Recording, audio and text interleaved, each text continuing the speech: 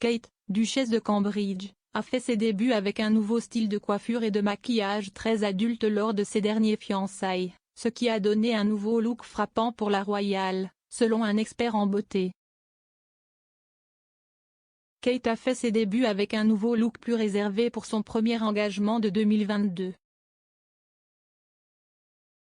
La duchesse, qui a récemment célébré son 40e anniversaire, est arrivée dans un élégant manteau bleu marine, un col polo noir et son pantalon de jigsaw préféré au Foundling Museum dans le centre Londres mercredi pour une visite conjointe avec son mari le prince William, 39 ans. La mère de 3 enfants, qui est mécène du musée depuis 2019, a complété son choix de vêtements avec de nouveaux cheveux de couleur plus foncée et un maquillage atténué. Selon Laura Kay, experte en maquillage et fondatrice de Laura Kay London, l'apparence de Kate a créé un look professionnel global. Elle dit que cela contraste avec le glamour de Noël utilisé par la duchesse ces derniers mois. À l'approche de la période des fêtes, le maquillage de Kate était caractérisé par un éclat bronzé et une peau rosée, tandis qu'au début de la semaine, elle a opté pour un look plus naturel avec juste une touche de fard à joues sur ses joues et une couche de rouge à lèvres. Laura Kay a déclaré que la nouvelle couleur de cheveux de Kate semblait très adulte et sérieuse par rapport à son ancienne coloration.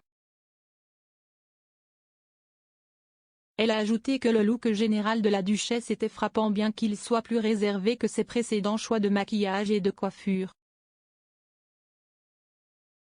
Madame Kay a déclaré à la colonne Female du Daily Mail, pour lancer le nouvel an, Kate a émergé avec une apparence complètement atténuée.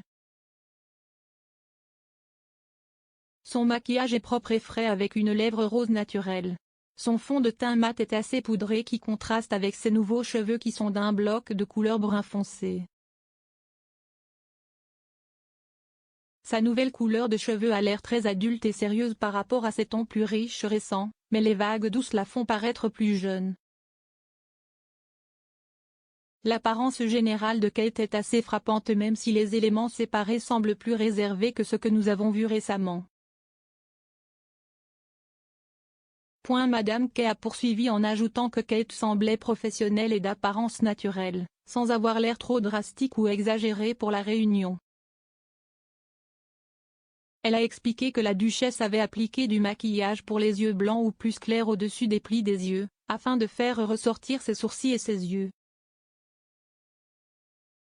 L'experte en beauté a décrit cela comme une astuce classique qui est utilisée pour refléter la lumière et aider à flatter le visage, et cela a été complété par une petite quantité de fard à joues en poudre rose qui donne à ses pommettes un aspect frais et rose. Elle a également expliqué que la duchesse avait peut-être opté pour un maquillage discret car c'était une occasion de jour. Cependant, elle a ajouté que les choix de Kate peuvent également avoir été influencés par un autre facteur. Elle a déclaré, Kate porte un masque facial sur certaines photos, ce qui pourrait également être le raisonnement derrière ses choix de maquillage car elle ne veut pas qu'il y ait trop de transferts ou de bavures.